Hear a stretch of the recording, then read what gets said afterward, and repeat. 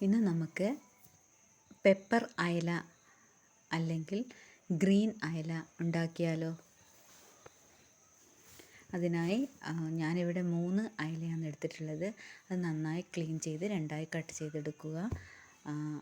ഒരു ജാറെടുത്ത് അതിലേക്ക് ഒരു പീസ് ഇഞ്ചി, 2 പച്ചമുളക്, 2 തണ്ട് കറിവേപ്പില, ഒരു പിടി കുരുമുളക്, പച്ചക്കുരുമുളകാണ് എടുത്തിട്ടുള്ളത്.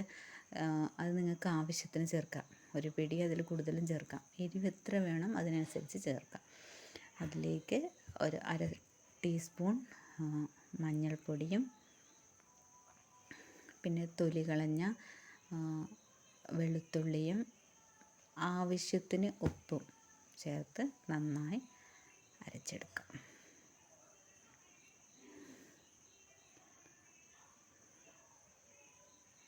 നിങ്ങൾക്ക് ആവശ്യത്തിനനുസരിച്ച് ചേർക്കാവുന്നതാണ്.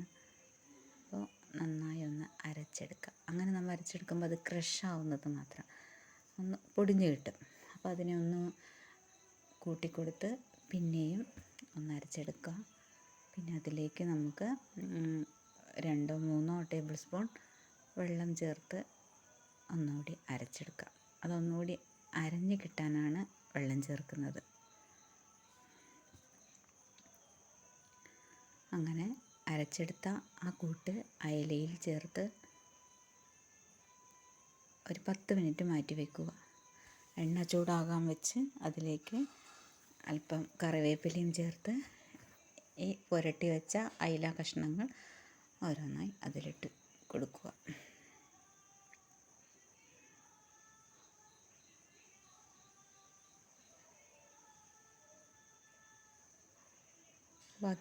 ബാക്കി വന്ന മസാലക്കൂട്ടിൽ 1/4 ഗ്ലാസ് വെള്ളം കൂടി ചേർത്ത് ഒരു നെല്ലിക്ക വലുപ്പത്തിലുള്ള പുളിയും കൂടി ചേർത്ത് അത് നന്നായി മിക്സ് ചെയ്ത് ഇതിന് മുകളിൽ ഒഴിച്ച് കൊടുക്കുക.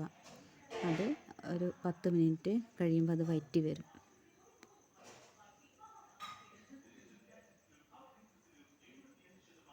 ഇതുണ്ടെങ്കിൽ ചോറിന് മറ്റെന്തും വേണ്ട.